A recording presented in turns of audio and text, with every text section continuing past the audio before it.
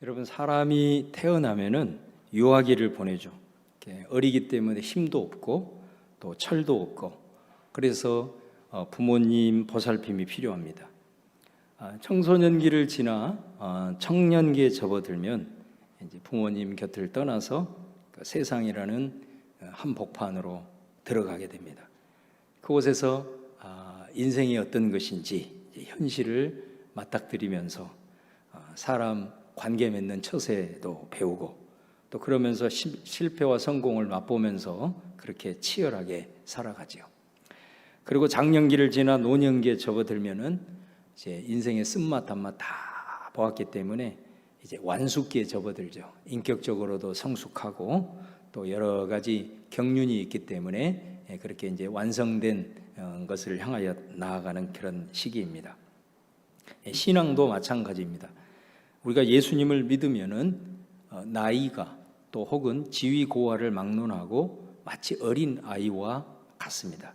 왜 그러냐면 예수님을 막 믿고 영접하신 분들은 하나님의 말씀인 성경을 잘 모르기 때문에, 그리고 하나님을 경험하는 것이 부족하기 때문에 그렇습니다. 그래서 예수 그리스도를 처음 영접한 이런 유아기의 상태에서는 교회를 울타리를 삼아서 이제 신앙생활을 하게 됩니다.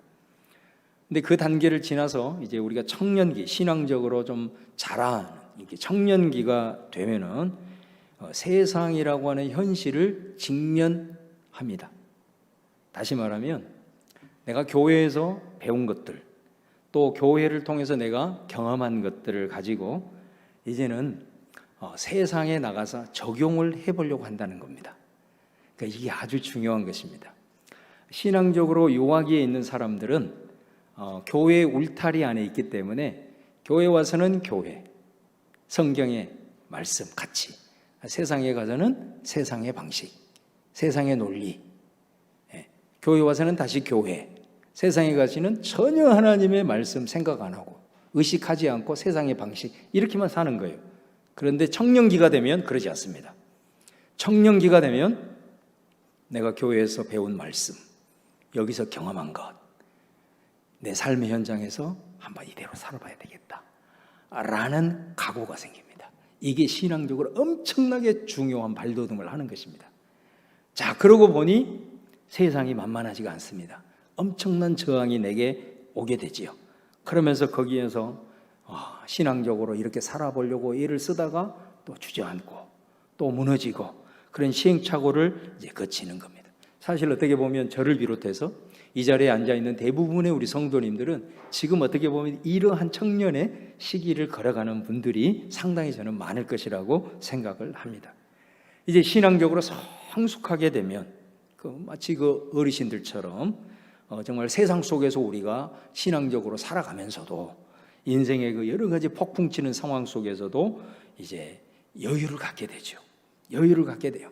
내가 전에는 막 내 힘으로 내 능력으로 막 밀어붙이려고 했는데 신앙적으로 성숙하게 되면 그 상황을 담담하게 때로는 받아들이게 되고, 모든 것이 지나가다가 또 지나가는 것을 수없이 경험을 했고, 하나님께서 때로는 내 삶에 바다를 가르시기도 하시고, 바다를 안 가르시면 나로 하여금 그 바다 위를 걷게 하시는 그런 어마어마한 체험들과 경륜이 있기 때문에 기도하면서 기다릴 줄 알고, 또 때로는 그 상황들을 담담하게 직면하면서 헤치고 나갈 수 있는 이제 능력이 생기는 거죠. 그래서 요한일서는 성도들을 부를 때 먼저 자녀들아 이렇게 부르지 않습니까? 그러고 난 다음에 아비들아 이렇게 부르죠. 그 말은 무슨 말이냐면 이 아이들에게 너희들의 신앙적인 목표는 바로 저 어르신들, 성숙한 저 신앙이 너희들의 신앙의 목표가 돼야 된다라는 것을 말씀을 하고 있는 거예요. 그러고 나서 마지막으로 청년들아 이렇게 부릅니다. 그거는 뭐냐면 우리가 바로 그 아이들의 단계를 지나서 이제 어른의 그 신앙의 목표 지점을 이루기 위해서 세상 속에 치열하게 전쟁을 벌이면서 살아가고 있는 우리들의 실존을 잘 보여주고 있기 때문에 마지막 청년들아 이렇게 부르면서 권면을 하고 있는 겁니다. 자, 그런 그리스도인들에게 15절에 이렇게 권면을 합니다. 이 세상이나 세상에 있는 것들을 사랑하지 말라. 누구든지 세상을 사랑하면 아버지의 사랑이 그 안에 있지 아니하니. 이 말씀을 가만히 보면은 세상이 마치 하나님과 경쟁 관계인 것 같습니다. 세상을 사랑하는 것이 하나님을 사랑하지 않는 것처럼 그렇게 아주 강한 표현을 쓰고 있는데, 과연 여기서 세상을 사랑하지 말라라는 말이 무슨 의미일까? 여러분, 유명한 존 스토트 목사님께서 토끼굴 그리스도인이라는 표현을 쓰신 적이 있습니다. 여러분, 다큐멘터리 보면은 그 야생의 토끼들이 토끼굴에서 쫑긋해서 다른 토끼굴로 이동을 할 때 어떻습니까? 귀를 반짝 세우고 눈을 동글동글 한 다음에 막 주변을 살피죠. 왜 그래요? 토끼의 천적인 여우가 있는지 없는지, 그 다음에 독수리가 있는지 없는지 딱 살피고 난 다음에 재빠르게 다른 토끼굴로 딱 이동을 하고 확 숨습니다. 또 나올 때는 또 나왔다가 쫑긋거리고 이렇게 옮겨 다니는 거죠. 이게 이제 토끼의 모습인데, 이 얘기를 하면서 한 그리스도인 대학생의 예를 들고 있습니다. 자, 이 그리스도인 대학생이 아침에 이제 기숙사 생활을 하는데 그 룸메이트가 신실한 그리스도인입니다. 그래서 룸메이트와 함께 기숙사를 나서서 이제 교실로 달려갑니다. 그 교실에서 열심히 공부를 합니다. 수업이 끝나고 점심시간이 되었습니다. 식당에 가서 배식을 딱 받아들고 토끼처럼 뚫레뚫레 쳐다보는 거예요. 뚫레뚫레. 왜 뚫레뚫레 쳐다볼까요? 어디 교회 다니는 애 없나? 그리스도인 없나? 그 자리에 앉으려고 뚫레뚫레 쳐다보고 찾아서 그 자리로 갑니다. 그리고 저녁이 되면 그 그리스도인들이 참석하는 선교단체, 성경공부 모임에 들어가서 열심히 공부하고 또 거기에서 믿지 않는 영혼들을 위해서 중보기도 합니다. 그리고 그것이 끝나면 다시 기숙사로 들어가서 신실한 그리스도인인 룸메이트와 하루의 삶을 딱 이렇게 돌아보고 이제 잠을 잡니다. 여러분, 이 존 스토트 목사님이 토끼굴 그리스도인이라는 이 표현을 쓰면서 이 예를 들면서 말하고자 하는 것은 하루 종일 기독교 냄새가 물씬 풍기는 그런 은신처에서 또 다른 기독교 냄새가 은신 풍기는 그 은신처로 늘 황급히 뛰어다니는 토끼와 같은 그리스도인들을 말하고 있는 겁니다. 여러분, 이 토끼와 같은 그리스도인의 모습이 아이의 단계면 괜찮습니다. 또 그때는 그렇게 당연히 해야 됩니다. 그런데 내가 신앙의 연륜이 굉장히 오래되고 또 청장기를 지난 어른이 되었어도 만약에 여전히 토끼굴 그리스도인과 같이 산다.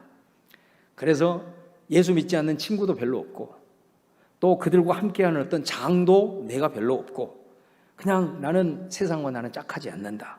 그러면서 세상 나 쳐다보지도 않는다. 만약에 그렇다면 그거는 결코 자랑이 아니라는 겁니다.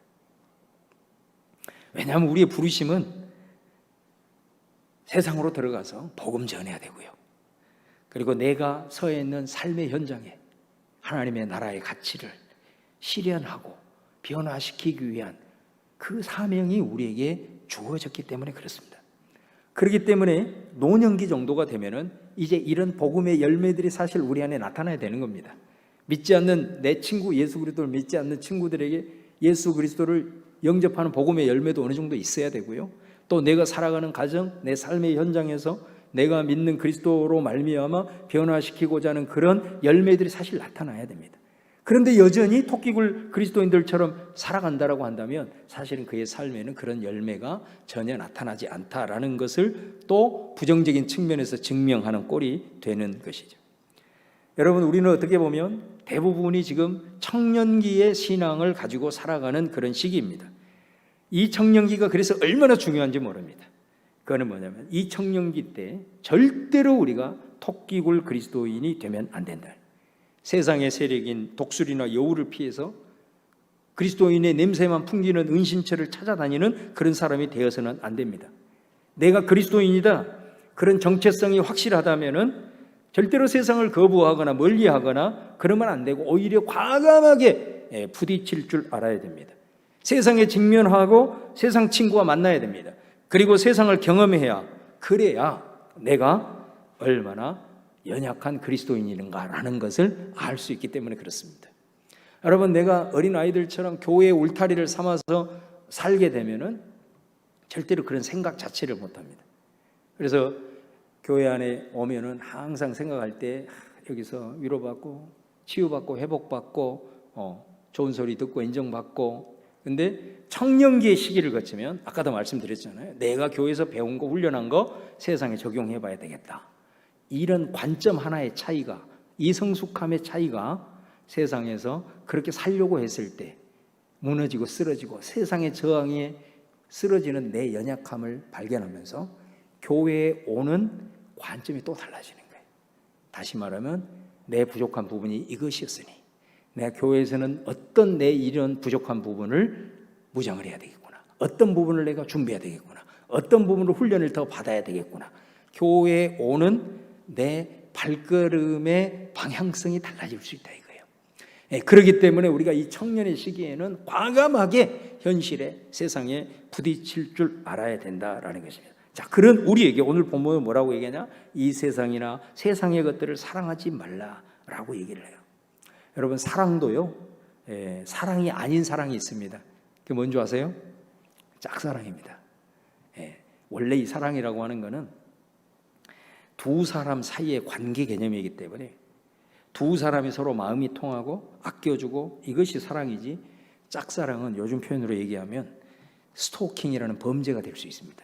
상대방을 굉장히 힘들게 하는 무서운 악이 될 수도 있는 겁니다. 그렇다면 이 세상을 사랑한다라고 하는 것이 우리가 마치 세상을 짝사랑하는 것을 의미하냐?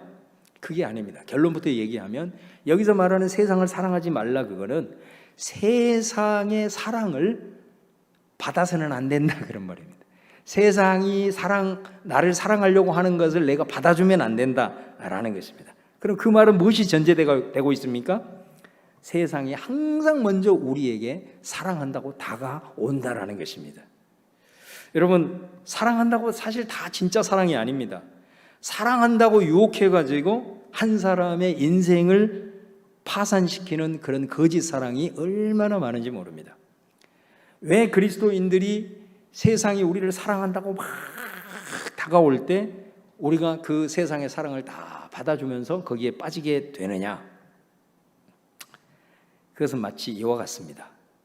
멀쩡하게 신앙생활을 하고 있는 성도가 아니면 교회 직분자가 어느 순간에 이단에 빠져 있습니다. 어쩌면 그 사람은 굉장히 사랑에 목말라 했을 수도 있습니다. 그리고 그런 분위기를 갈망했을 수도 있습니다. 교회에서 별로 인정 못 받고 자기가 사랑받지 못한다고 생각하고, 그리고 자기가 다니는 교회는 분위기가 굉장히 냉랭하고.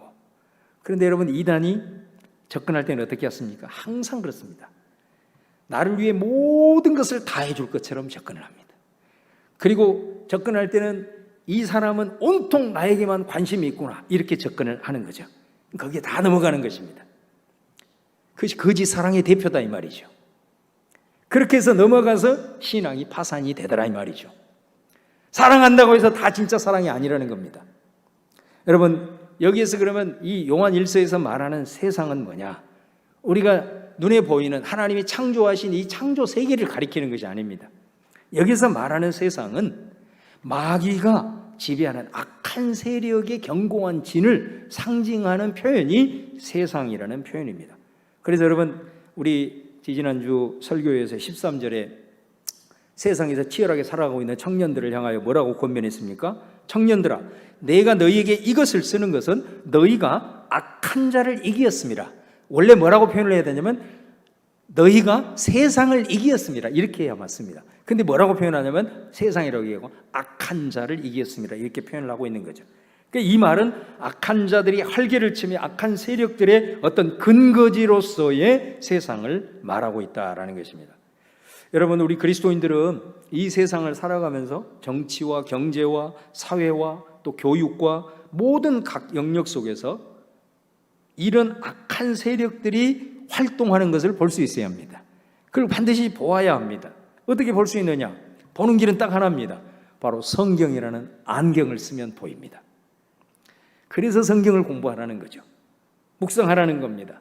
하나님의 말씀을 알지 못하고 배우지 못하면 세상을 보아도 봐야 될 것 보지 못하고 들어도 들어야 될 것 듣지 못하게 되는 겁니다.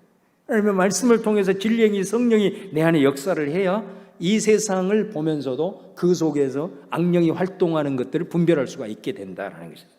그래서 여러분 마귀를 요한복음에서는 뭐라고 표현하냐? 이 세상의 임금이다 이렇게 표현을 해요. 또 에베소서에는 마귀를 뭐라고 표현하냐? 이 세상의 정사와 권세와 이 어둠의 세상의 주관자들이다 이렇게 표현을 합니다. 고린도후서에서는 뭐라고 표현하냐?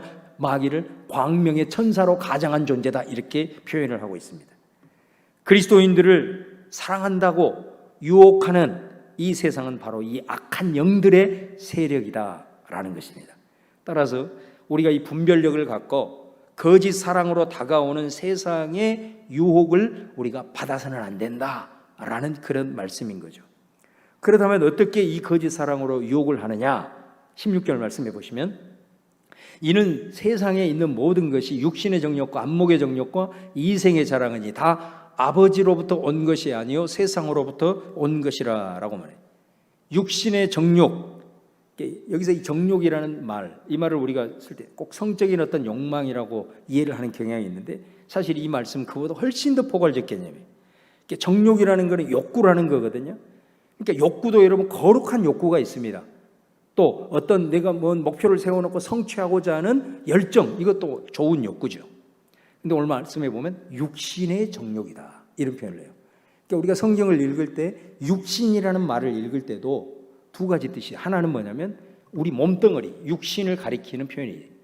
그러나 대부분의 성경에서 말하는 육신은 몸뚱아리를 가리키는 게 아니고 타락한 본성을 가리킵니다. 그러니까 여러분들 성경을 읽을 때 육신이라는 말이 나온다 그러면 몸뚱아리라고 생각하면 안 되고 대부분의 경우는 타락한 본성을 가리킨다라는 거예요.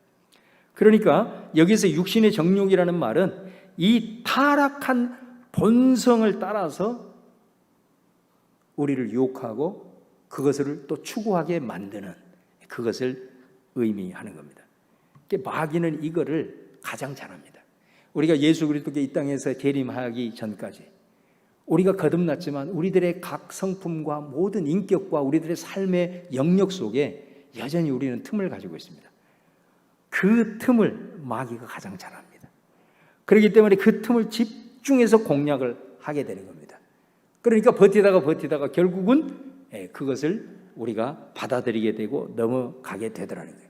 그 다음에 두 번째는 안목의 정욕입니다. 보는 것이죠. 보는 것.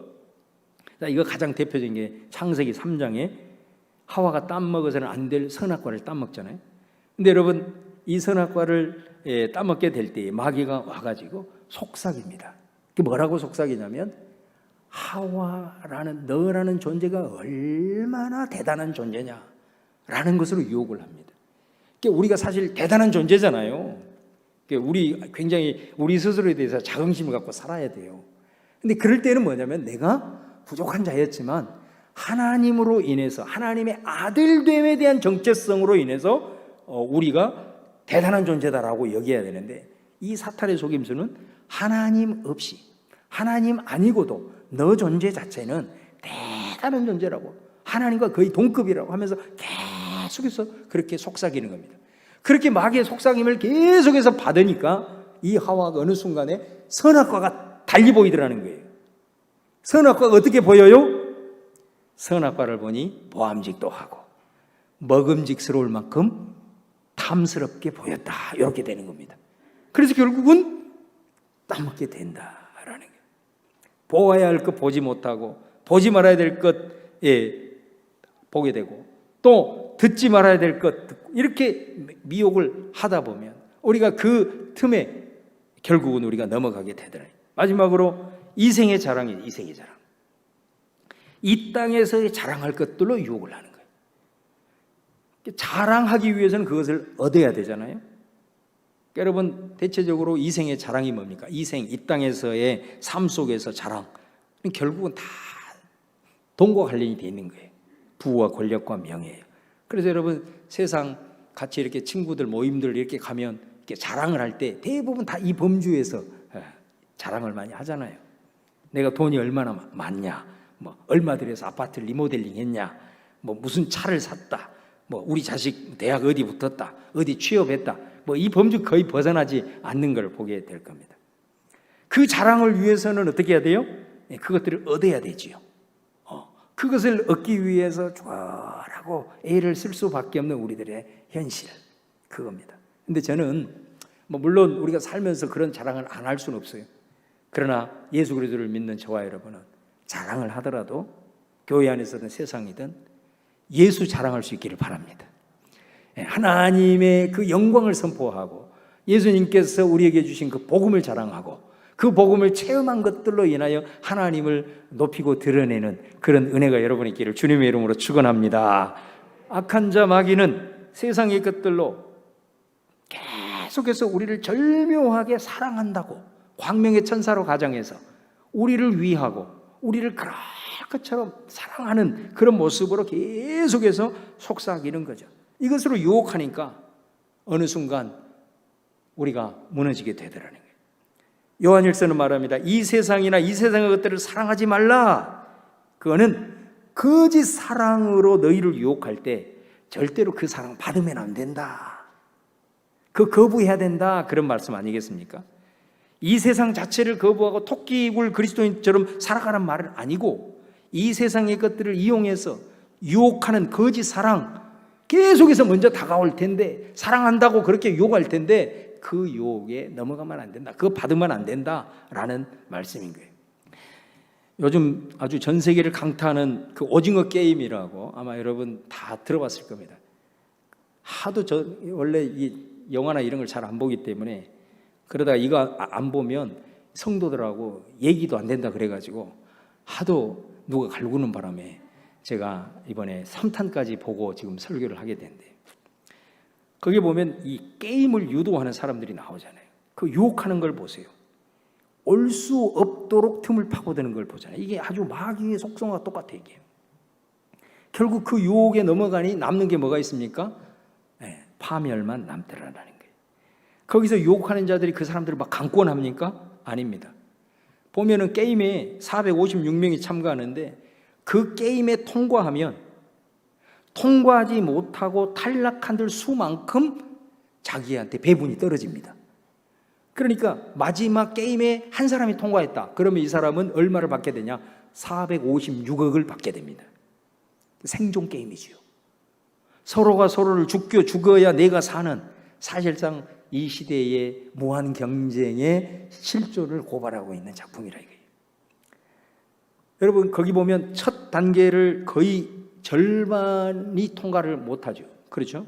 그래서 이 사람들이 탈락 그 자체가 죽음이라는 것을 눈에서 목격하면서 이 사람들이 충격을 받게 됩니다. 그래서 똑똑한 한 사람이 계약 조건을 제시합니다. 그 계약 조건이 뭐냐면 이 게임에 참가한 사람들 중에 절반이 동의를 하면 이 게임을 중단할 수 있습니다.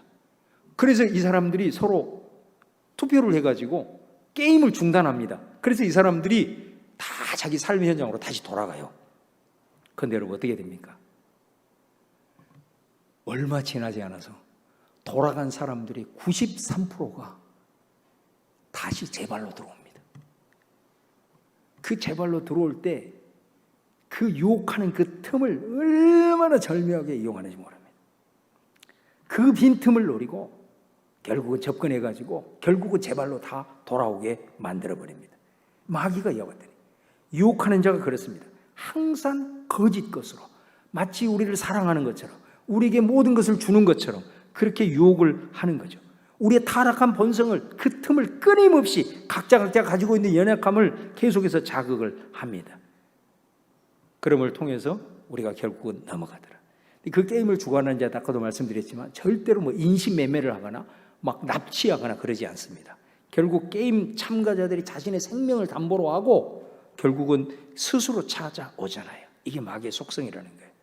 여러분 이거는 뭘 보여주냐면은 마귀라고 하는 존재는 특별히 그리스도인들, 성령이 내주되어 있는 그리스도인들을 절대로 못 무너뜨립니다. 믿으시기를 바랍니다. 마귀는 절대 여러분 못 넘어뜨립니다. 마귀는 그럴 힘이 없습니다. 성령이 내 안에 내주 있는 사람은 마귀는 절대로 무너뜨리지 못합니다. 마귀는 뭐 하냐? 유혹만 합니다. 결국은 넘어지는 것은 내가 선택을 하는 거예요. 그러니까 우리가 파멸이 되었을 때는 절대로 마귀한테 책임을 돌릴 수 없는 겁니다. 마귀는 우리를 넘어뜨리지 못합니다. 우리가 그렇게 연약한 존재가 쓰러질 해도 마귀가 절대로 우리를 못 무너뜨려요. 유혹합니다. 결국은 그것을 선택하는 건 나 자신. 그래서 내가 그 책임을 다 지는 겁니다. 마귀가 책임지는 게 아니라는 거예요. 여러분, 사랑이 절대로 같은 사랑이 아닙니다. 사랑의 출처가 완전히 다르다는 걸 꼭 기억해야 됩니다. 하나는 세상으로부터 오는 사랑이, 사랑이라도 다 좋은 것이 아니다. 우리를 사랑한다고 다가오는 이 사랑 받으면 안 됩니다. 거부해야 됩니다. 그렇다면 어떻게 우리가 이 거짓 사랑으로 유혹하는 것을 우리가 이겨낼 수 있을까? 그 답을 17절에 주고 있어요. 17절 보면은 이 세상도 그 정욕도 지나가되 오직 하나님의 뜻을 행하는 자는 영원히 거하느니라. 이 세상의 것들은 다 지나간다는 걸 알아야 된다는 거예요. 그건 일시적이라는 거예요. 한순간 허무하게 지나가는 거 붙잡지 말고 그걸 뭐 해야 되느냐? 영원히 변하지 않는 것을 붙잡아야 되는데, 영원히 변하지 않는 것이 뭐냐? 하나님의 사랑이에요. 하나님의 사랑.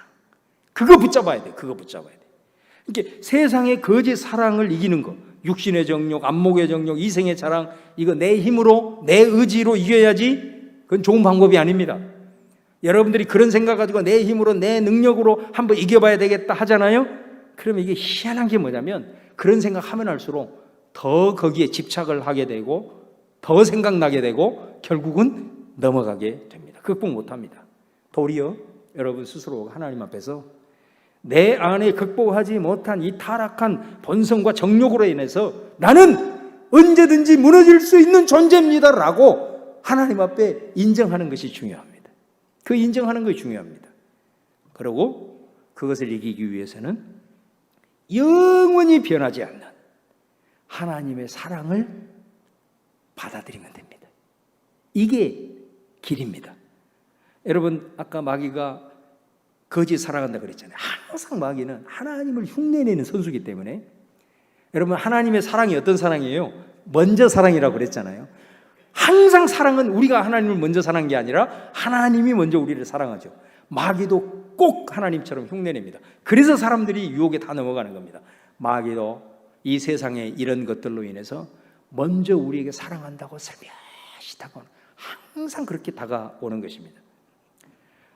여러분, 하나님의 사랑이 어떻습니까? 하나님의 사랑도 항상 먼저 우리를 사랑하십니다. 먼저 우리에게 항상 다가오십니다. 문제는 뭐냐면은 우리가 그 하나님의 사랑을 잘 받으려고 하지를 않는다는 게 문제입니다. 우리는 어떤 생각을 하냐면 내가 하나님을 사랑해야지, 항상 이 생각을 먼저 하고 있습니다. 여러분, 이게 율법이라는 거 아세요? 이게 율법입니다. 율법은 내가 하나님을 사랑하고 하나님 경외하고 하나님 계명 막 지키고 이러면 하나님이 내게 축복 주실 거다 생각하고, 항상 생각을 뭔 생각부터 하냐면 하나님 내가 사랑해야지, 이거부터 생각합니다. 그 율법입니다.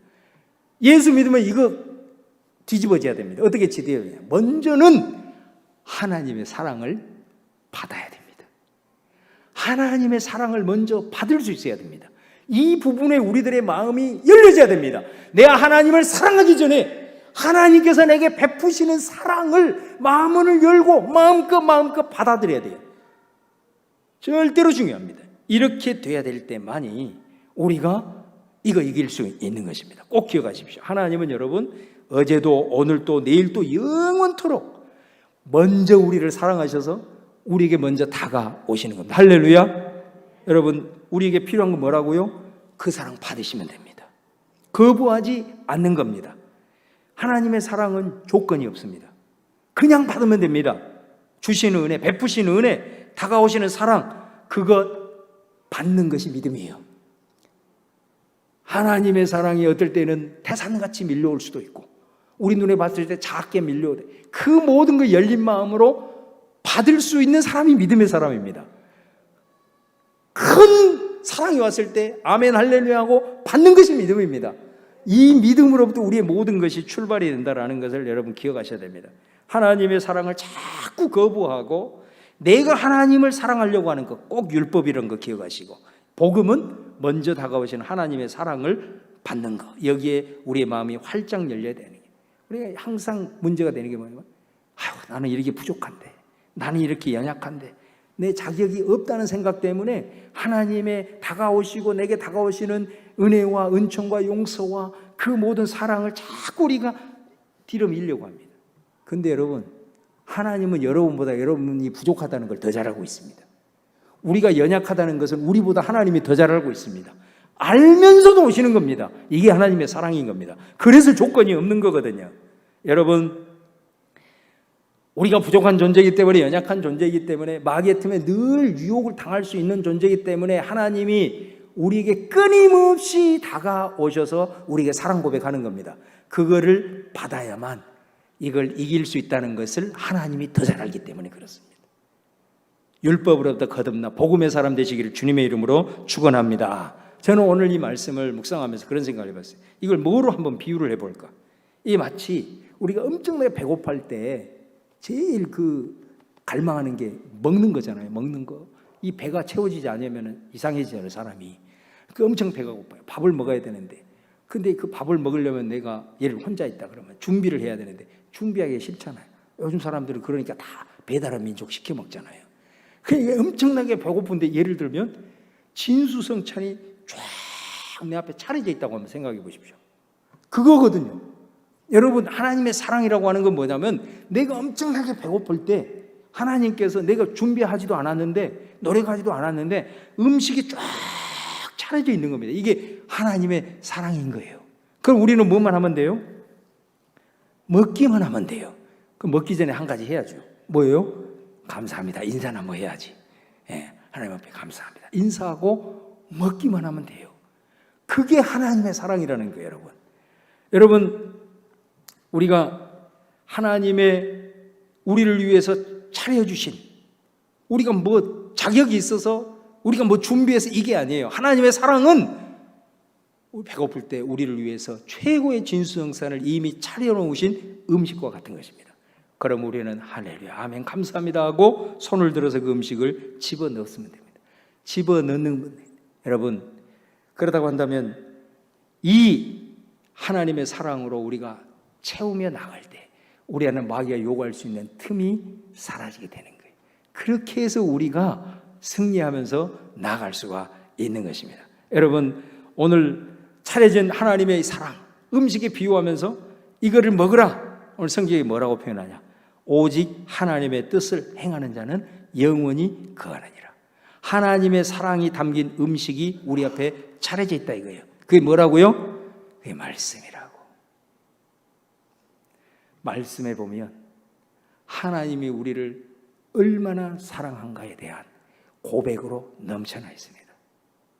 여러분, 이 음식을 우리가 먹을 때 듣는 말씀을 꼭꼭 씹어 묵상할 때, 묵상이라는 게 되새기는 거 아니에요?